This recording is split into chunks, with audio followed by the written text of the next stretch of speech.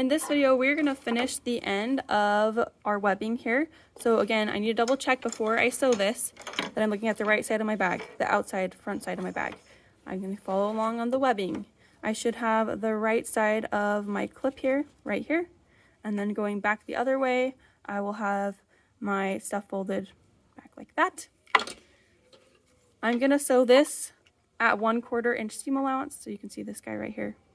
So I'm going from the burned edge that I just melted, 1/4 inch seam allowance, and I'm going to do a reinforcement stitch. So to get my reinforcement stitch, I'm going to do this short stitch. So I'm going to adjust my stitch length to 1, which you can see right here. I will line up the edge of my presser foot with the edge of that burned or melted part right there. You could also do 1/8 inch if you want. So I'll show you what 1/8 inch looks like too. That's the inside toe, and maybe I'll just do 1/8 of an inch here. Whichever one you're more comfortable with, you can do here. And you're just gonna sew this down by doing your back stitch, forward, backwards, and again, I'm lined up with that inside toe or the edge of my presser foot. You can choose here if you want 1/8 or 1/4 inch. And I'll just sew along using my tiny little reinforcement stitch. When I get to the end, I'm going to go ahead and back stitch.